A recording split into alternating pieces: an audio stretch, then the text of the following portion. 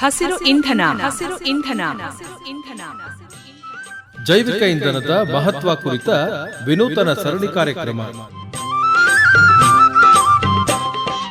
ಈ ಕಾರ್ಯಕ್ರಮದ ಪ್ರಾಯೋಜಕರು ಜೈವಿಕ ಇಂಧನ ಉದ್ಯಾನ, ಮಡೇನೂರು, ಹಾಸನ. ಆಲಿಸಿ ಹಸಿರು ಇಂಧನ, ಹಸಿರು ಇಂಧನ, ಹಸಿರು ಇಂಧನ. ಕಾರ್ಯಕ್ರಮದ ಪ್ರಸ್ತುತಿ ಅರಕಲಗೂಡು ವಿ. ಮಧುಸೂದನ್.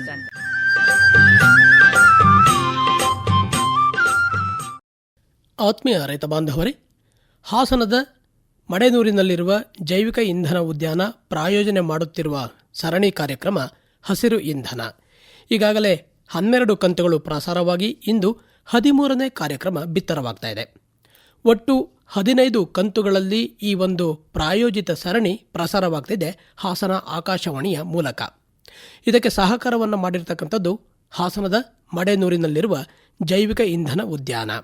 ಈ ಒಂದು ಕಾರ್ಯಕ್ರಮದಲ್ಲಿ ಇಲಾಖೆಯ ಅಧಿಕಾರಿಗಳು ಭಾಗವಹಿಸಿ ಜೈವಿಕ ಇಂಧನ ಸಸ್ಯಗಳು ಅಂತಂದರೆ ಏನು, ಅವುಗಳನ್ನು ಸಾಗುವಳಿ ಮಾಡುವ ಕ್ರಮ ಹೇಗೆ, ಅಲ್ಲದೆ ಇದರಿಂದ ಬರುವಂತಹ ಉತ್ಪನ್ನಗಳಾದಂತಹ ಜೈವಿಕ ಇಂಧನವನ್ನು ಹೇಗೆ ಬಳಸುವುದು, ಉಪ ಉತ್ಪನ್ನಗಳಾದಂತಹ ಹಿಂಡಿಯನ್ನು ಸದ್ಬಳಕೆ ಮಾಡಿಕೊಳ್ಳುವ ರೀತಿ ಹೇಗೆ, ಇದರಿಂದ ಪರಿಸರವನ್ನು ನಾವು ಯಾವ ರೀತಿ ಸಂರಕ್ಷಿಸಬಹುದು ಹಾಗೂ ಕಾಪಾಡಬಹುದು ಅನ್ನೋ ಕುರಿತಂತೆ ಈ ಒಂದು ಸರಣಿಯಲ್ಲಿ ಸಾಕಷ್ಟು ವಿಚಾರಗಳನ್ನು ನಿಮ್ಮೊಂದಿಗೆ ಹಂಚಿಕೊಂಡಿದ್ದಾರೆ.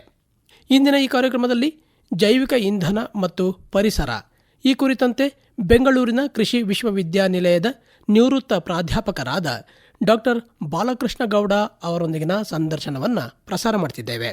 ಇವರು ಇಂದಿನ ಈ ಕಾರ್ಯಕ್ರಮದಲ್ಲಿ ಜೈವಿಕ ಇಂಧನ ಪರಿಸರಕ್ಕೆ ಎಷ್ಟು ಪೂರಕವಾಗಿದೆ ಅನ್ನುವ ವಿಚಾರಗಳನ್ನು ಸವಿವರವಾಗಿ ತಿಳಿಸಿದ್ದಾರೆ. ಕಾರ್ಯಕ್ರಮವನ್ನು ಆಲಿಸ್ಕೊಳ್ಳಿ, ಇದರ ಪ್ರಯೋಜನವನ್ನು ಮಾಡಿಕೊಳ್ಳಿ. ಹಾಗೆಯೇ ಕಾರ್ಯಕ್ರಮದ ಕಡೆಯಲ್ಲಿ ಕೇಳುವಂತಹ ಪ್ರಶ್ನೆಗೆ ಸರಿಯಾದಂತಹ ಉತ್ತರವನ್ನು ಬರುವ ಬುಧವಾರದ ಒಳಗಾಗಿ ನಮ್ಮ ನಿಲಯವನ್ನು ತಲುಪುವ ಹಾಗೆ ಕಳುಹಿಸಿಕೊಡಿ.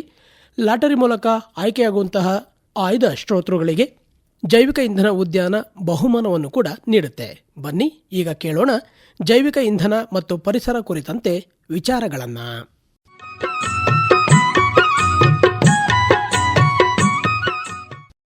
ಆತ್ಮೀಯ ಕೇಳುಗರೆ, ತಮ್ಮೆಲ್ಲರಿಗೂ ನಮಸ್ಕಾರ. ಇವತ್ತಿನ ಸಂಚಿಕೆಗೆ ಸ್ವಾಗತ. ಇವತ್ತಿನ ಸಂಚಿಕೆಯಲ್ಲಿ ಜೈವಿಕ ಇಂಧನ ಮತ್ತು ಪರಿಸರ ಈ ವಿಷಯಕ್ಕೆ ಸಂಬಂಧಪಟ್ಟ ಹಾಗೆ ಮಾತನಾಡ್ತಾ ಇದ್ದೇವೆ. ಈ ಜೈವಿಕ ಇಂಧನ ಪರಿಸರಕ್ಕೆ ಪೂರಕವಾಗಿ ಹೇಗೆ ಕೆಲಸವನ್ನು ಮಾಡುತ್ತೆ ಅನ್ನುವಂಥದ್ದು, ಅದರ ಜೊತೆಗೆ ಈ ಜೈವಿಕ ಇಂಧನವನ್ನು ಬೆಳೆಯಲಿಕ್ಕೆ ನಾವು ಬಳಸ್ತಕ್ಕಂತಹ ಗಿಡಮರಗಳು ಏನಿದ್ದಾವೋ ಇವುಗಳು ಮಣ್ಣು ಹಾಗೂ ಪರಿಸರದ ಮೇಲೆ ಯಾವ ರೀತಿಯ ಪರಿಣಾಮಗಳನ್ನು ಉಂಟು ಮಾಡುತ್ತೆ ಅನ್ನುವಂಥ ವಿಚಾರಗಳನ್ನು ಕೂಡ ಇವತ್ತಿನ ಸಂಚಿಕೆಯಲ್ಲಿ ನಾವು ತಿಳಿದುಕೊಳ್ಳೋಣ. ಹೆಚ್ಚಿನ ಮಾಹಿತಿಯನ್ನು ಮಾಡಿಕೊಡ್ಲಿಕ್ಕಾಗಿ ನಮ್ಮೊಂದಿಗೆ ಇದ್ದಾರೆ ಬೆಂಗಳೂರಿನ ಕೃಷಿ ವಿಶ್ವವಿದ್ಯಾನಿಲಯದ ನಿವೃತ್ತ ಪ್ರಾಧ್ಯಾಪಕರಾದ ಡಾಕ್ಟರ್ ಬಾಲಕೃಷ್ಣ ಗೌಡ ಅವರು. ಸರ್, ತಮಗೆ ನಮಸ್ಕಾರ, ಕಾರ್ಯಕ್ರಮಕ್ಕೆ ಸ್ವಾಗತ. ನಮಸ್ಕಾರ. ಈ ಜೈವಿಕ ಇಂಧನದ ಬೆಳೆಗಳು ಏನಿದ್ದಾವೋ ಇವು ಪರಿಸರಕ್ಕೆ ಹೇಗೆ ಪೂರಕವಾಗಿ ಕೆಲಸವನ್ನು ಮಾಡುತ್ತೆ?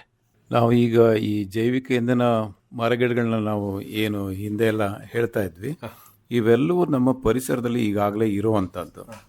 ಹಾಗಾಗಿ ನಾವು ಯಾವುದೇ ಹೊಸ ಸಸಿಗಳನ್ನು ಅಥವಾ ನಮ್ಮ ಪರಿಸರಕ್ಕೆ ಮಾರಕವಾಗುವಂಥದ್ದಾಗಲಿ ಅಥವಾ ನಮ್ಮ ಮಣ್ಣಿಗೆ ಮಾರಕವಾಗುವಂಥದ್ದಾಗಲಿ ಅಥವಾ ನಮ್ಮ ಬೇರೆ ಕೃಷಿ ಬೆಳೆಗಳಿಗೆ ತೊಂದರೆ ಕೊಡುವಂಥದ್ದಾಗಲಿ ಅಂತ ಯಾವ ಸಸ್ಯಗಳು ಇಲ್ಲ. ಇವೆಲ್ಲವೂ ಕೃಷಿ ಜೊತೆಗೆ ಅಭಿವೃದ್ಧಿ ಆಗಿ ಬಂದಿರುವಂಥದ್ದು. ಹಾಗಾಗಿ ಇವು ಕೃಷಿಗೆ ಪೂರಕವಾಗಿರುವಂಥದ್ದು ಮತ್ತು ಪರಿಸರಕ್ಕೆ ಪೂರಕವಾಗಿರುವಂಥದ್ದು. ಇಲ್ಲಿ ಕೆಲವು ಪ್ರಶ್ನೆಗಳನ್ನ ನಾವು ನಮಗೆ ಹಾಕೋಬೋದು. ಏನಪ್ಪ ಅಂತಂದರೆ, ಮಣ್ಣಿನ ಮೇಲೆ ಏನಾದರೂ ಪರಿಣಾಮ ಬೀರ್ತದಾ? ಯಾತಕ್ಕೆ ಮಣ್ಣಿಗೆ ಹೇಳ್ತಾ ಇದ್ದೀನಿ ಅಂತಂದರೆ, ಅದೇ ಮಣ್ಣಿನಲ್ಲಿ ಕೃಷಿ ಅಂದರೆ ನಾವು ಬೆಳೆಗಳನ್ನ ಬೆಳೀತಾ ಇರ್ತೀವಿ. ಅದರಿಂದ ಮಣ್ಣಿನ ಮೇಲೆ ಏನಾದ್ರೂ ಅಂದರೆ ಆಹಾರಕ್ಕೋಸ್ಕರ ಆಗ್ಬೋದು ಅಥವಾ ನೀರಿಗೋಸ್ಕರ ಆಗ್ಬೋದು, ಕೃಷಿ ಬೆಳೆಗಳಿಗೂ ಮತ್ತು ಈ ಜೈವಿಕ ಮರಗಿಡಗಳಿಗೂ ಏನಾದರೂ ಒಂದಕ್ಕೊಂದು ತೊಂದರೆ ಆಗೋ ಸಾಧ್ಯತೆ ಇದೆಯಾ ಅನ್ನೋ ಪ್ರಶ್ನೆ ಬರ್ಬೋದು. ಅಂಥ ಯಾವ ಪ್ರಶ್ನೆ ಬರೋದಿಲ್ಲ. ಕಾರಣ ಏನಪ್ಪ ಅಂತಂದರೆ, ಈ ಮರಗಿಡಗಳು ಭೂಮಿಯ ಆಳಕ್ಕೆ ತಮ್ಮ ಬೇರುಗಳನ್ನು ಕಳಿಸಿ ಅಲ್ಲಿಂದ ನೀರು ಮತ್ತು ಅದಕ್ಕೆ ಬೇಕಾದಂಥ ಪೋಷಕಾಂಶಗಳನ್ನ ಪಡೀತದೆ. ಮತ್ತು ಕೃಷಿ ಬೆಳೆ ಮೇಲಿನ ಪದರದಲ್ಲಿ ಎಲ್ಲ ಅಂಶಗಳನ್ನ ಸಿಗ್ತಾ ಇರೋದ್ರಿಂದ ಮತ್ತು ತೇವಾಂಶ ಇರೋದ್ರಿಂದ ಯಾವುದೇ ರೀತಿಯ ಒಂದಕ್ಕೊಂದು ಆ್ಯಂಟಿಗೊನಿಸ್ಟಿಕ್ ಅಥವಾ ಒಂದಕ್ಕೊಂದು ಆಹಾರಕ್ಕೋಸ್ಕರ ಪೈಪೋಟಿ ಇಲ್ಲದೆ ಇರುವಂಥ ಪರಿಸ್ಥಿತಿ ಇರ್ತದೆ ಇಲ್ಲಿ. ಆ ಕಾರಣದಿಂದ ನಾವು ಕೃಷಿ ಬೆಳೆ ಮತ್ತು ಈ ಮರಗಳಿಗೆ ಯಾವುದೇ ಪರಿಸರದಲ್ಲಿ ಹಾನಿಯಾಗೋದಿಲ್ಲ. ಮತ್ತು ಇನ್ನು ಯಾವ್ದಾದ್ರು ಅನುಕೂಲ ಆಗುತ್ತಾ ಅನ್ನೋದಾದರೆ, ಈ ಮರಗಿಡಗಳಿಂದ ಬಿದ್ದಂಥ ಎಲೆಗಳಿರ್ಬೋದು, ಹಣ್ಣಿರ್ಬೋದು, ಹೂವಿರ್ಬೋದು, ಅವು ಭೂಮಿಯ ಫಲವತ್ತತೆಯನ್ನು ಹೆಚ್ಚಿಸೋದ್ರಲ್ಲಿ ಸಹಕಾರಿಯಾಗಿರ್ತದೆ. ಮತ್ತು ಮಣ್ಣಿನಲ್ಲಿ ಬೇಕಾದಂಥ, ವಿಶೇಷವಾಗಿ ಮೇಲ್ಪದರದಲ್ಲಿ ಬೇಕಾದಂಥ ಹೆಚ್ಚಿನ ಪೌಷ್ಟಿಕಾಂಶಗಳನ್ನು ಅಥವಾ ಪೋಷಕಾಂಶಗಳನ್ನು ಕೃಷಿ ಬೆಳೆಗೆ ಒದಗಿಸುವಂಥ ಒಂದು ಸಾಧ್ಯತೆ ಕೂಡ ಇದೆ. ಮತ್ತು ಇನ್ನೊಂದು ಏನಪ್ಪ ಅಂತಂದರೆ, ಇದು ಈ ಮಣ್ಣಿನಲ್ಲಿ ಕೀಟಗಳಿರ್ಬೋದು, ವಾತಾವರಣದಲ್ಲಿ ಹಕ್ಕಿಗಳಿರ್ಬೋದು, ಬೇರೆ ತೊಂದರೆ ಕೊಡುವಂಥ ಬೆಳೆಗಳಿರ್ಬೋದು, ಅದನ್ನೆಲ್ಲವನ್ನು ಹತೋಟಿ ಮಾಡೋದಕ್ಕೆ ಈ ಜೈವಿಕ ಇಂಧನ ಗಿಡಗಳಲ್ಲಿ ವಿಶೇಷವಾದ ಅಂಶಗಳು ಕೂಡ ಇದೆ. ಇದು ಪ್ರಕೃತಿ ದತ್ತವಾಗಿ ಬಂದದ್ದು, ಯಾವುದೇ ವಿಶೇಷವಾಗಿ ಸಂಶೋಧನೆ ಮಾಡಿದಂಥದ್ದಲ್ಲ, ಪ್ರಕೃತಿ ದತ್ತವಾಗಿ ಬಂದಿರುವಂಥದ್ರಿಂದ ಇದು ಕೃಷಿಗೆ ಪೂರಕವಾದಂಥ ಬೆಳೆಗಳು. ಹಾಗಾಗಿ ಪರಿಸರಕ್ಕೆ ಇದು ಯಾವುದೇ ರೀತಿ ಹಾನಿ ಮಾಡೋದಿಲ್ಲ. ಮತ್ತೊಂದು ಅಂಶ ಅಂತಂದರೆ, ನಾವು ಈ ಒಂದು ಎಣ್ಣೆಯನ್ನು, ಅಂದರೆ ಈ ಎಣ್ಣೆ ಕಾಳು ಬೀಜದಿಂದ ಎಣ್ಣೆ ತೆಗೆದು ಡೀಸೆಲ್ ಆಗಿ ಪರಿವರ್ತನೆ ಮಾಡ್ತೇವೆ. ಅದನ್ನು ಬಳಕೆ ಮಾಡಿದಾಗ ಏನಾದ್ರು ಉಪಯೋಗ ಆಗುತ್ತಾ ಅನ್ನೋ ಪ್ರಶ್ನೆನೂ ಬರ್ಬೋದು. ಈಗೇನಾಗ್ತಿದೆ, ನಾವು ಬಳಕೆ ಮಾಡ್ತಾ ಇರುವಂಥದ್ದು ಪೆಟ್ರೋಲಿಯಂ ಡೀಸೆಲ್. ನಾವು ಏನನ್ನು ತೆಗಿತಾ ಇದ್ದೀವಿ, ಭೂಗರ್ಭದಿಂದ ತೆಗೆದಂಥ ಕಚ್ಚಾ ತೈಲ, ಅದನ್ನು ನಾವು ಡೀಸೆಲ್ ಆಗಿ ಪರಿವರ್ತಿಸಿ ಅದನ್ನು ಸುಟ್ಟು ನಾವು ಇಂಧನ ಶಕ್ತಿಯನ್ನು ಪಡಿತಾ ಇದ್ದೇವೆ. ಅದರಿಂದ ಬಂದಂಥ ಹೊಗೆ ವಾತಾವರಣದಲ್ಲಿ ಹೆಚ್ಚಿನ ಕಾರ್ಬನ್ ಮತ್ತು ಇತರೆ ಅಂಶಗಳು, ಸಲ್ಫರ್ ಡೈಆಕ್ಸೈಡ್ ಇರ್ಬೋದು, ಇವೆಲ್ಲವನ್ನು ವಾತಾವರಣಕ್ಕೆ ಬಿಡ್ತಾ ಇರ್ತದೆ. ಆದರೆ ನಮ್ಮ ಈ ಜೈವಿಕ ಇಂಧನದ ಈ ಬೀಜಗಳಿಂದ ಬಂದಂಥ ಎಣ್ಣೆಯಿಂದ ಉತ್ಪಾದನೆ ಮಾಡಿದಂಥ ಜೈವಿಕ ಡೀಸೆಲ್ ಪರಿಸರಕ್ಕೆ ಪೂರಕ. ಅಂದರೆ ಇದರಲ್ಲಿ ಕಾರ್ಬನ್ ಡೈಆಕ್ಸೈಡು, ಕಾರ್ಬನ್ ಮಾನಾಕ್ಸೈಡ್ ಬರೋದಿಲ್ವಾ ಅಂತ ಕೇಳ್ಬೋದು. ಇದರಲ್ಲೂ ಕೂಡ ಕಾರ್ಬನ್ ಡೈಆಕ್ಸೈಡ್, ಕಾರ್ಬನ್ ಮಾನಾಕ್ಸೈಡ್ ಎಲ್ಲ ಬರ್ತದೆ. ಆದರೆ ಅದನ್ನು ಹಿಡಿಯುವಂಥ ಶಕ್ತಿ ಅದೇ ಮರಗಿಡಗಳಿಗಿದೆ. ಹಾಗಾಗಿ ಯಾವುದೇ ಅಂಶ ವಾತಾವರಣಕ್ಕೆ ಬಂದಿದ್ದನ್ನು ಮತ್ತೆ ಹಿಂದಿರುಗಿ ಅದನ್ನು ಹಿಡಿಯುವಂಥ ಶಕ್ತಿ ಈ ಮರಗಿಡಗಳಿಗೆ ಇರೋದರಿಂದ ಇದನ್ನು ನಾವು ಝೀರೋ ಎಮಿಷನ್ ಅಂತ ಕರಿಬೋದು. ಹಾಗಾಗಿ ಪರಿಸರಕ್ಕೆ ಪೂರಕವಾಗಿರುವಂಥದ್ದು. ಮತ್ತು ಇನ್ನೊಂದು ಏನಪ್ಪ ಅಂತಂದರೆ, ಪರಿಸರಕ್ಕೆ ಹೇಗೆ ಅನುಕೂಲ ಅನ್ನೋದು, ಈ ಮರಗಿಡಗಳು ಬೇರುಗಳು ನಾನು ಆಳವಾಗಿ ಹೋಗುತ್ತೆ ಅಂತ ಹೇಳಿದೆ. ಮಳೆ ಬಿದ್ದಾಗ ನೀರನ್ನು ಆಳವಾದ ಮಟ್ಟಕ್ಕೆ ನೀರನ್ನು ತೆಗೆದುಕೊಂಡು ಹೋಗೋದಕ್ಕೂ ಕೂಡ ಈ ಬೇರುಗಳು ಸಹಕಾರಿಯಾಗಿರ್ತದೆ. ಅಂದರೆ ರೈತ ಇದನ್ನು ಬದುಗಳಲ್ಲಿರ್ಬೋದು, ಜಮೀನಿನ ಅಕ್ಕಪಕ್ಕದಲ್ಲಿರ್ಬೋದು, ಇಲ್ಲಿ ಬೆಳೀತು ಅಂತಂದರೆ ಭೂಮಿಯ ನೀರಿನ ಅವಶ್ಯಕತೆಗಳನ್ನು ಹಿಡಿದಿಟ್ಕೊಳ್ಳೋದಕ್ಕೆ ಅಥವಾ ಭೂಗರ್ಭಕ್ಕೆ ನೀರನ್ನು ಸೇರಿಸುವಂಥ ಕೆಲಸ ಕೂಡ ಇದು ಮಾಡ್ತಾ ಇರೋದ್ರಿಂದ ಇದು ಪರಿಸರಕ್ಕೆ ಭಾಳ ಪೂರಕವಾಗಿರ್ತದೆ. ಇದರಲ್ಲಿ ಯಾವುದೇ ಆದ ಒಂದು ನೆಗೆಟಿವ್ ಅಂಶಗಳು ಅಂಥದ್ದು ಏನಂತ ಕರಿತೀವಲ್ಲ, ಅಂಥದ್ದು ಯಾವುದು ಇದರಲ್ಲಿ ಬರೋದಿಲ್ಲ. ಇವೆಲ್ಲವೂ ಪೂರಕವಾಗಿರ್ತದೆ. ಕೃಷಿಯಲ್ಲಿ ನಮಗೆ ಹಕ್ಕಿಗಳು ಬೇಕು, ಕೀಟಗಳು ಬೇಕು. ಜೈವಿಕ ಒಂದು ಹತೋಟಿನಲ್ಲಿ ಮಾಡುವಂಥ ಕೆಲವು ರೋಗಗಳಿದೆ, ಅದಕ್ಕೂ ಕೂಡ ಪೂರಕವಾಗಿ ಇದೇ ಮರಗಿಡಗಳು ಸಹಕಾರಿಯಾಗ್ತದೆ. ಆ ಕಾರಣದಿಂದ ಇದು ಪರಿಸರಕ್ಕೆ ಪೂರಕವಾದ ಮರಗಿಡಗಳಾಗಿರುತ್ತದೆ. ವಾತಾವರಣದ ಸ್ವಚ್ಛತೆಯಲ್ಲಿ ಇವುಗಳೇನಾದರೂ ಪಾತ್ರವನ್ನು ವಹಿಸುತ್ತೆ? ಈಗಾಗಲೇ ಹೇಳಿದ್ನಲ್ಲ ನಾನು, ಜೈವಿಕ ಇಂಧನದಿಂದ ಬಂದಂಥ ಹೊಗೆ ವಾತಾವರಣಕ್ಕೆ ಹೋಗಿ ಮತ್ತೆ ಅದನ್ನು ವಾಪಸ್ ಹಿಡಿಯುವಂಥ ಶಕ್ತಿ ಈ ಮರಗಿಡಗಳಿಗೆ ಇದೆ. ಹಾಗೆ ಈ ಎಲೆಗಳು ಇನ್ನೂ ಹೆಚ್ಚಿನ ವಾತಾವರಣದಲ್ಲಿರುವಂಥ ಕಲ್ಮಶಗಳು ಏನಿರ್ತದಲ್ಲ ಅದನ್ನು ಹಿಡಿಯುವಂಥ ಶಕ್ತಿ, ವಿಶೇಷವಾಗಿ ಈ ಗೇಷಿಯಸ್ ಹೊಗೆ ರೂಪದಲ್ಲಿರುವಂಥದ್ದನ್ನು ಹಿಡಿಯುವಂಥ ಶಕ್ತಿ ಈ ಎಲ್ಲ ಮರಗಿಡಗಳಿಗಿದೆ. ಹಾಗಾಗಿ ವಾತಾವರಣ ಸ್ವಚ್ಛಗೊಳಿಸುವಂಥದ್ದು ಇರ್ಬೋದು, ಮತ್ತು ವಾಯುಮಾಲಿನ್ಯ ಹತೋಟಿನಲ್ಲಿ ಇಡೋದಕ್ಕೂ ಸಾಧ್ಯ. ಹಾಗೆ ಶಬ್ದ ಮಾಲಿನ್ಯ ಬರ್ತದೆ, ಅದಕ್ಕೂ ಕೂಡ ನೀವು ನೋಡಿರ್ಬೋದು, ಈ ಒಂದು ಹೈವೇಗಳೆಲ್ಲ ಅಕ್ಕಪಕ್ಕದಲ್ಲಿ ಮರಗಿಡಗಳನ್ನ ಬೆಳೆಸ್ತಾರೆ. ಯಾತಕ್ಕೆ ಅಂದರೆ ಆ ಹೈವೇನಲ್ಲಿ ಉಂಟಾಗುವಂಥ ಶಬ್ದ ಪಕ್ಕದ ಹಳ್ಳಿಗೆ ಹೋಗದೇ ಇರಲಿ ಅಥವಾ ಪಕ್ಕದ ಮನೆಗೆ ಹೋಗದೇ ಇರಲಿ ಅಂತ. ಅಂದರೆ ಸೌಂಡ್ ಬ್ಯಾರಿಯರ್ ಕೂಡ ಆಗಿ ಕೆಲಸ ಮಾಡ್ತದೆ. ಹಾಗೆ ಪ್ರಕೃತಿನಲ್ಲಿ ಎಲ್ಲ ಜೀವರಾಶಿಗಳು ಇರಬೇಕು ಅಂತಂದರೆ ಈ ಒಂದು ಜೈವಿಕ ಇಂಧನ ಗಿಡಗಳು ಭಾಳ. ಜೈವಿಕ ಇಂಧನಕ್ಕೆ ಇಷ್ಟೊಂದು ಒತ್ತು ಯಾತ ಕೊಡ್ತೀರಾ ಅಂತ ತಾವು ಕೇಳ್ಬೋದು. ಯಾತಕ್ಕೆಂದರೆ ಈ ಮರಗಿಡಗಳು ರೈತರ ಒಟ್ಟಿಗೆ, ಕೃಷಿ ಒಟ್ಟಿಗೆ ಅಭಿವೃದ್ಧಿಯಾಗಿ ಬಂದಿರುವಂಥದ್ದು. ಹಾಗಾಗಿ ಕೃಷಿಗೆ ಬೇಕಾದಂಥ ಎಲ್ಲ ಅಂಶಗಳನ್ನು ಇದನ್ನು ಇಟ್ಕೊಂಡಿದ್ದಾರೆ. ಮುಂಚೆ ಕೃಷಿ ಅಂತ ಇರಲಿಲ್ಲ, ಕಾಡು ಕಡಿದು ಕೃಷಿ ಮಾಡಿದ್ದು. ಆದರೆ ಕೆಲವು ಮರಗಿಡಗಳನ್ನ ಉಳಿಸ್ಕೊಂಡಾಗ ನಮಗೆ ಬೇಕಾದಂಥ ಮರಗಿಡಗಳನ್ನ ಉಳಿಸ್ಕೊಂಡಿದ್ರು. ಹಾಗಾಗಿ ಇದು ಪರಿಸರಕ್ಕೆ, ಕೃಷಿಗೆ ಪೂರಕವಾದಂಥದ್ದು, ವಾತಾವರಣಕ್ಕೆ ಪೂರಕವಾದಂಥದ್ದು. ಇನ್ನು ಈ ಜೈವಿಕ ಇಂಧನದ ಬಳಕೆ ಇದು ಪರಿಸರಕ್ಕೆ ಪೂರಕವಾಗಿ ಎಷ್ಟರ ಮಟ್ಟಿಗೆ ಕೆಲಸವನ್ನು ಮಾಡುತ್ತೆ? ಈಗ ನಾನು ಆಗಲೇ ಹೇಳಿದೆ, ಜೈವಿಕ ಇಂಧನ ನಾವು ಬಳಕೆ ಮಾಡ್ತು ಅಂತಂದರೆ ಬೇರೆ ಇಂಧನ, ಪೆಟ್ರೋಲಿಯಂ ಇಂಧನ ಬಳಕೆ ಮಾಡಿದಾಗ ಎಷ್ಟು ವಾತಾವರಣಕ್ಕೆ ನೀವು ಕಲುಷಿತ ಗಾಳಿ ಬಿಡ್ತೀರೋ ಅದಷ್ಟು ಗಾಳಿಯನ್ನು ವಾಪಸ್ ಹಿಡಿಯೋ ಶಕ್ತಿ ಇದೇ ಇರೋದ್ರಿಂದ ಝೀರೋ ಎಮಿಷನ್, ಅಂದರೆ ಇದರಿಂದ ಯಾವುದೇ ರೀತಿ ವಾತಾವರಣ ಕಲುಷಿತಗೊಳ್ಳೋದಿಲ್ಲ. ಮತ್ತು ಇನ್ನೊಂದು ವಿಶೇಷ ಅಂಶ ಇದರಲ್ಲಿ ನಾವು ಗಮನಿಸಬೇಕು. ಏನಪ್ಪ ಅಂತಂದರೆ, ಈ ರೀತಿ ಮರಗಿಡಗಳನ್ನು ಬೆಳೆದು ಇದರಿಂದ ಇಂಧನ ಮಾಡೋದ್ರಿಂದ ರೈತರಿಗೆ ಒಂದು ವಿಶೇಷವಾದ ಒಂದು ವ್ಯಾವಹಾರಿಕ, ಅಂದರೆ ಹಣಕಾಸಿನ ಅನುಕೂಲ ಆಗುವಂಥ ಸಾಧ್ಯತೆ ಇದೆ. ಏನಪ್ಪ ಅಂತಂದರೆ, ನಾವು ಈಗ ಜೈವಿಕ ಇಂಧನದಿಂದ ಬಳಕೆ ಮಾಡಿ ನಾವು ವಾತಾವರಣ ಸ್ವಚ್ಛ ಮಾಡಿರ್ತೀವಿ ಮತ್ತು ಪೆಟ್ರೋಲಿಯಂ ಇಂಧನ ಬಳಕೆ ಕಡಿಮೆ ಮಾಡಿರ್ತೀವಿ. ಆ ಸಂದರ್ಭದಲ್ಲಿ ರೈತನಿಗೆ ಕಾರ್ಬನ್ ಕ್ರೆಡಿಟ್ಸ್ ಅಂದರೆ ಅವನು ಬೆಳೆದಂಥ ಮರಗಿಡದಿಂದ ನಾವು ಈ ಬೀಜ ತೊಗೊಂಡಿದ್ದೀವಿ, ಇಂಧನ ಮಾಡಿದ್ದೀವಿ, ಬಳಕೆ ಮಾಡಿದ್ದೇವೆ. ವಾತಾವರಣವನ್ನು ಕಲುಷಿತಗೊಳಿಸೋರು ಯಾರು? ವಿಶೇಷವಾಗಿ ವಾಹನ ತಯಾರಕರು ಅಥವಾ KSRTC ಅಥವಾ ವಿಮಾನಗಳು, ಇವರೆಲ್ಲ ಹೆಚ್ಚು ಹೊಗೆ ವಾತಾವರಣಕ್ಕೆ ಕಳಿಸ್ತಾ ಇರ್ತಾರೆ. ಅವರು ಇದಕ್ಕೆ ಪರಿಹಾರವಾಗಿ ದಂಡ ಕಟ್ಟಬೇಕು. ಯಾಕೆಂದರೆ ಅವರು ವಾಯುಮಾಲಿನ್ಯ ಮಾಡ್ತಾ ಇರೋರು. ಆ ವಾಯುಮಾಲಿನ್ಯ ಕಡಿಮೆ ಮಾಡೋದಕ್ಕೆ ಯಾರು ಕೆಲಸ ಮಾಡ್ತಿದ್ದಾರೆ? ರೈತರು ಈ ಮರ ಗಿಡಗಳು ಬೆಳೆಸೋದ್ರಿಂದ. ಅದಕ್ಕೆ ಕೊಡುವಂಥ ಇಂಧನವೂ ಇವರಿಂದನೇ ಬರ್ತಾ ಇರೋದು. ನಾನು ಹಿಂದಿನ ಸಂಚಿಕೆಯಲ್ಲಿ ತಮಗೆ ಹೇಳಿದ್ದೆ, ಮುಂದಿನ 2027ರಲ್ಲಿ ನಮ್ಮ ಬಯೋ ATF ಅಂದರೆ ವಿಮಾನಗಳು ಬೇಕಾಗಿರುವಂಥ ಇಂಧನವನ್ನು ನಾವು ಈ ಎಣ್ಣೆಕಾಳು ಬೀಜದಿಂದ ತಯಾರು ಮಾಡಲೇಬೇಕಾಗಿದೆ. ಅದು ಮಾಡದೇ ಹೋಯಿತು ಅಂತಂದರೆ ನಾವು ಅಂತಾರಾಷ್ಟ್ರೀಯ ಮಟ್ಟದಲ್ಲಿ ನಾವು ದಂಡ ತೆರಬೇಕು ಅಥವಾ ನಮ್ಮ ವಿಮಾನಗಳು ಬೇರೆ ರಾಷ್ಟ್ರಗಳಿಗೆ ಹಾರೋದಕ್ಕೆ ಅನುಮತಿ ಇರೋದಿಲ್ಲ.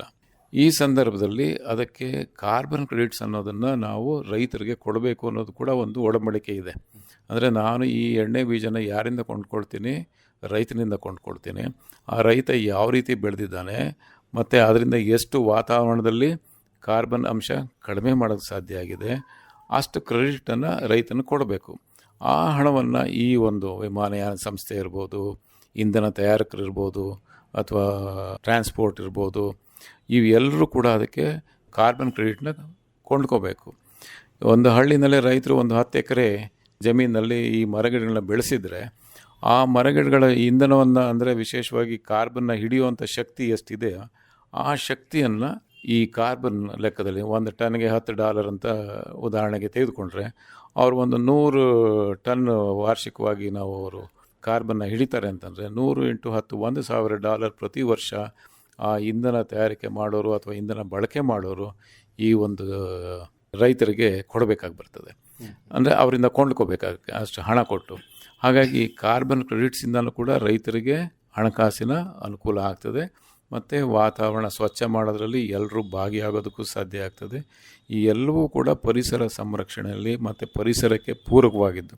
ಹಾಗಾಗಿ ಜೈವಿಕ ಇಂಧನ ಅನ್ನೋದು ಪರಿಸರಕ್ಕೆ ಪೂರಕವಾಗಿ ಯಾವುದೇ ರೀತಿ ಪರಿಸರಕ್ಕೆ ತೊಂದರೆ ಆಗದೇ ಇರೋ ರೀತಿ ಮತ್ತು ನಮ್ಮ ಅವಶ್ಯಕತೆಗಳನ್ನು ಪೂರೈಸ್ಕೊಳ್ಳುವಂಥ ಒಂದು ವ್ಯವಸ್ಥೆಯಲ್ಲಿ ಒಂದು ಪ್ರಮುಖವಾದ ಪಾತ್ರ ವಹಿಸ್ತದೆ ಅಂತ ಹೇಳಕ್ಕೆ ಬಯಸ್ತೇನೆ.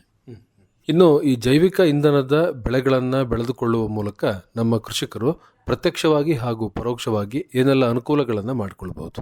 ಈ ಮರಗಳನ್ನು ಬೆಳೆಯೋದ್ರಿಂದ ಅವರ ಒಂದು ಪರಿಸರದಲ್ಲಿ ಹಸಿರಿನ ವಾತಾವರಣ ಇರ್ತದೆ. ಹಾಗಾಗಿ ಮಳೆ ಬೆಳೆ ಇರ್ಬೋದು ಮತ್ತು ಕ್ರಿಮಿಕೀಟಗಳನ್ನು ತಡೆ ಇರ್ಬೋದು ಮತ್ತು ಮಣ್ಣಿನ ಸವಕಳಿ ತಪ್ಪಿಸುವಂಥದ್ದು, ಇವೆಲ್ಲವೂ ಕೃಷಿಗೆ ಪೂರಕವಾದದ್ದು ಒಂದು. ಎರಡನೇದು, ಅದರಲ್ಲಿ ಬಂದಂಥ ಈ ಎಣ್ಣೆಕಾಳು ಬೀಜ ಮಾರಾಟದಿಂದ ಅವರಿಗೆ ಹಣಕಾಸಿನ ಅನುಕೂಲ ಆಗುವಂಥದ್ದು ಎರಡನೇದು. ಮೌಲ್ಯವರ್ಧನೆ ಮಾಡ್ತೀವಿ ಅನ್ನೋದಾದರೆ ಅವರು ಮೌಲ್ಯವರ್ಧನೆ ಮಾಡಿದಾಗ ಅವ್ರು ಏನು ಬೆಲೆ ಬೀಜ ಮಾರಾಟ ಮಾಡಿದಾಗ ಸಿಗ್ತಿತ್ತು ಅದರಲ್ಲಿ 2ರಷ್ಟು ಹಣ ಸಿಗ್ತದೆ ಒಂದು. ಇನ್ನೊಂದು ಅಲ್ಲಿ ಉಪ ಉತ್ಪನ್ನ ಏನಿರ್ತದೆ ಆ ಹಿಂಡಿ ಅಂತ ಹೇಳ್ತೇವೆ, ಆ ಹಿಂಡಿ ಭೂಮಿಗೆ ಭಾಳ ಉತ್ಕೃಷ್ಟವಾದ ಗೊಬ್ಬರವಾಗಿ ನಾವು ಬಳಕೆ ಮಾಡ್ತೀವಿ. ಮತ್ತು ಅದರಲ್ಲೂ ಕೂಡ ಕೀಟನಾಶಕ, ಕ್ರಿಮಿನಾಶಕ ಇಂಥವೆಲ್ಲ ಗುಣ ಇರೋದ್ರಿಂದ ಕೃಷಿಗೆ ಪೂರಕವಾಗಿರ್ತದೆ. ಇದರಲ್ಲಿ ಯಾವುದೇ ಕೃಷಿಗೆ ಅಡ್ಡ ಪರಿಣಾಮ ಮಾಡುವಂಥ ಇರೋದೇ ಇಲ್ಲ. ಸೊ ರೈತ ಇದನ್ನು ಅಳವಡಿಸ್ಕೊಂಡ್ರೆ ಅವ್ರಿಗೆ ಎಲ್ಲ ರೀತಿಯಿಂದನೂ ಅನುಕೂಲ. ಅವನಿಗೆ ಅರಿವಿಲ್ದಾಗೇ ಅವನು ಉತ್ತಮವಾದ ಬೆಳೆ ಪಡ್ಕೋತಾನೆ. ಅವನಿಗೆ ಅರಿವಿಲ್ದಾಗೆ ಅವನಿಗೆ ಹಣಕಾಸಿನ ಸೌಲಭ್ಯ ಹೆಚ್ಚಾಗ್ತದೆ. ಅವನಿಗೆ ಅರಿವಿಲ್ದಾಗೆ ಇಡೀ ಪರಿಸರ ಅವರು ಸ್ವಚ್ಛವಾಗಿ ಇಟ್ಕೊಳ್ಳೋದಕ್ಕೆ ಸಾಧ್ಯ ಆಗ್ತದೆ. ಹೀಗೆ ಅನೇಕ ಥರದ ಒಂದು ಅನುಕೂಲಗಳನ್ನು ಜೈವಿಕ ಇಂಧನದ ಬೆಳೆಗಳೇನಿದ್ದಾವೋ ಇವುಗಳನ್ನು ಬೆಳೆದುಕೊಳ್ಳುವ ಮೂಲಕ ನಾವು ಪರಿಸರಕ್ಕೆ ಕೊಡುಗೆಯಾಗಿ ನೀಡಬಹುದು ಅನ್ನುವಂಥದ್ದು. ಈ ವಿಷಯಕ್ಕೆ ಸಂಬಂಧಪಟ್ಟ ಹಾಗೆ ಇನ್ನೂ ಹೆಚ್ಚಿನ ಮಾಹಿತಿ ಬೇಕು ಅಂತ ಹೇಳಿದರೆ ತಮ್ಮನ್ನು ಸಂಪರ್ಕ ಮಾಡ್ತಕ್ಕಂಥದ್ದು ಹೇಗೆ ಸರ್? ಅವ್ರು ನೇರವಾಗಿ ನನ್ನ ಟೆಲಿಫೋನ್ ಸಂಖ್ಯೆಯಲ್ಲಿ ಮಾತನಾಡ್ಬೋದು. 9485 ನಿಮ್ಮ ಸಂಪರ್ಕ ಸಂಖ್ಯೆಯನ್ನು ಮತ್ತೊಮ್ಮೆ ಹೇಳಿ. 9485 ಜೈವಿಕ ಇಂಧನ ಮತ್ತು ಪರಿಸರ ಈ ವಿಷಯಕ್ಕೆ ಸಂಬಂಧಪಟ್ಟ ಹಾಗೆ ವಿವರವಾದಂಥ ಮಾಹಿತಿಯನ್ನು ಇವತ್ತಿನ ಸಂಚಿಕೆಯಲ್ಲಿ ತಾವು ನಮ್ಮ ಕೇಳುಗರಿಗೆ ಮಾಡಿಕೊಟ್ರಿ. ತಮಗೆ ಧನ್ಯವಾದಗಳು. ನಮಸ್ಕಾರ. ನಮಸ್ಕಾರ. ಇದುವರೆಗೆ ಜೈವಿಕ ಇಂಧನ ಮತ್ತು ಪರಿಸರ ಈ ಕುರಿತಂತೆ ಬೆಂಗಳೂರಿನ ಕೃಷಿ ವಿಶ್ವವಿದ್ಯಾನಿಲಯದ ನಿವೃತ್ತ ಪ್ರಾಧ್ಯಾಪಕರಾದ ಡಾಕ್ಟರ್ ಬಾಲಕೃಷ್ಣ ಗೌಡ ಅವರೊಂದಿಗಿನ ಸಂದರ್ಶನ ಮೂಡಿಬಂತು.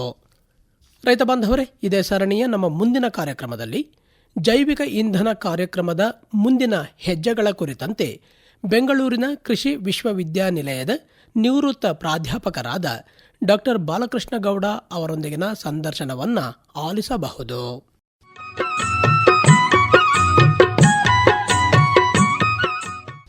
ರೈತ ಬಾಂಧವರೇ, ಕಳೆದ ಸಂಚಿಕೆಯಲ್ಲಿ ನಾವು ಕೇಳಿದಂತಹ ಪ್ರಶ್ನೆ, ಸಾವಯವ ಕೃಷಿಯಲ್ಲಿ ಯಾವ ಬೆಳೆಗಳನ್ನು ಸಾಗುವಳಿ ಮಾಡಲು ಹೆಚ್ಚಿನ ಪ್ರಮಾಣದಲ್ಲಿ ಜೈವಿಕ ಹಿಂಡಿಗಳನ್ನು ಬಳಸುತ್ತಾರೆ ಅಂಥೇಳಿ. ಇದಕ್ಕೆ ಸರಿಯಾದಂತಹ ಉತ್ತರ, ತೆಂಗು ಮತ್ತು ಅಡಿಕೆ ಬೆಳೆಗಳಲ್ಲಿ ಜೈವಿಕ ಹಿಂಡಿಗಳನ್ನು ಹೆಚ್ಚಾಗಿ ಬಳಸ್ತಾರೆ. ಪ್ರಶ್ನೆ ಹಾಗೂ ಉತ್ತರವನ್ನು ಗಮನಿಸ್ಕೊಳ್ಳಿ. ಸಾವಯವ ಕೃಷಿಯಲ್ಲಿ ಯಾವ ಬೆಳೆಗಳನ್ನು ಸಾಗುವಳಿ ಮಾಡಲು ಹೆಚ್ಚಿನ ಪ್ರಮಾಣದಲ್ಲಿ ಜೈವಿಕ ಹಿಂಡಿಗಳನ್ನು ಬಳಸುತ್ತಾರೆ ಅಂಥೇಳಿ ನಾವು ಕೇಳಿದಂತಹ ಪ್ರಶ್ನೆಗೆ ಸರಿಯಾದಂತಹ ಉತ್ತರ, ತೆಂಗು ಮತ್ತು ಅಡಿಕೆ ಬೆಳೆಗಳಲ್ಲಿ ಹೆಚ್ಚಿನ ಪ್ರಮಾಣದಲ್ಲಿ ಜೈವಿಕ ಹಿಂಡಿಗಳನ್ನು ಬಳಸ್ತಾರೆ ಅನ್ನೋದು. ಸರಿಯಾದಂತಹ ಉತ್ತರವನ್ನು ಬರೆದು ನಿಗದಿತ ದಿನದ ಒಳಗಾಗಿ ನಮ್ಮ ನಿಲಯವನ್ನು ತಲುಪುವ ಹಾಗೆ ಸಾಕಷ್ಟು ಜನ ಶ್ರೋತೃಗಳು ಪತ್ರಗಳನ್ನು ಬರೆದು ಕಳುಹಿಸಿದ್ದೀರಿ. ನಿಮ್ಮೆಲ್ಲರಿಗೂ ಕೂಡ ನಾವು ಧನ್ಯವಾದಗಳನ್ನು ಹೇಳ್ತಾ ಇದ್ದೇವೆ.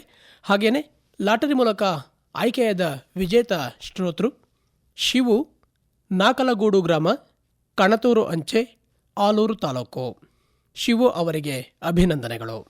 ಇನ್ನು ಇಂದಿನ ಸಂಚಿಕೆಗೆ ಪೂರಕವಾದಂತಹ ಪ್ರಶ್ನೆ ಹೀಗಿದೆ: ಜೈವಿಕ ಇಂಧನದ ಪ್ರಮುಖ ಉಪ ಉತ್ಪನ್ನ ಯಾವುದು? ಪ್ರಶ್ನೆಯನ್ನು ಗಮನಿಸ್ಕೊಳ್ಳಿ. ಜೈವಿಕ ಇಂಧನದ ಪ್ರಮುಖ ಉಪ ಉತ್ಪನ್ನ ಯಾವುದು? ಸರಿಯಾದಂತಹ ಉತ್ತರವನ್ನು ಬರುವ ಬುಧವಾರದ ಒಳಗಾಗಿ ನಮ್ಮ ನಿಲಯವನ್ನು ತಲುಪುವ ಹಾಗೆ ಕಳುಹಿಸಿಕೊಡಿ. ನಮ್ಮ ವಿಳಾಸ: ನಿಲಯದ ನಿರ್ದೇಶಕರು, ಹಸಿರು ಇಂಧನ ಪ್ರಾಯೋಜಿತ ಬಾನುಲಿ ಸರಣಿ ಕಾರ್ಯಕ್ರಮ, ಕೃಷಿರಂಗ ಕಿಸಾನ್ ವಾಣಿ ವಿಭಾಗ, ಆಕಾಶವಾಣಿ, ಸಾಲಗಾಮೆ ರಸ್ತೆ, ಹಾಸನ 573202. ರೈತ ಬಾಂಧವರೇ, ಮತ್ತೆ ಮುಂದಿನ ಕಾರ್ಯಕ್ರಮದಲ್ಲಿ ಭೇಟಿಯಾಗೋಣ.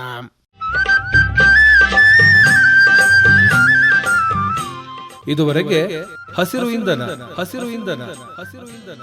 ಜೈವಿಕ ಇಂಧನದ ಮಹತ್ವ ಕುರಿತ ವಿನೂತನ ಸರಣಿ ಕಾರ್ಯಕ್ರಮ ಆಲಿಸಿದಿರಿ. ಈ ಕಾರ್ಯಕ್ರಮದ ಪ್ರಾಯೋಜಕರು ಜೈವಿಕ ಇಂಧನ ಉದ್ಯಾನ, ಮಡೇನೂರು, ಹಾಸನ. ಕಾರ್ಯಕ್ರಮದ ಪ್ರಸ್ತುತಿ ಅರಕಲಗೂಡು ವಿ. ಮಧುಸೂದನ್. ನೆರವು ಗೋ. ರಾ. ರವಿಶಂಕರ್.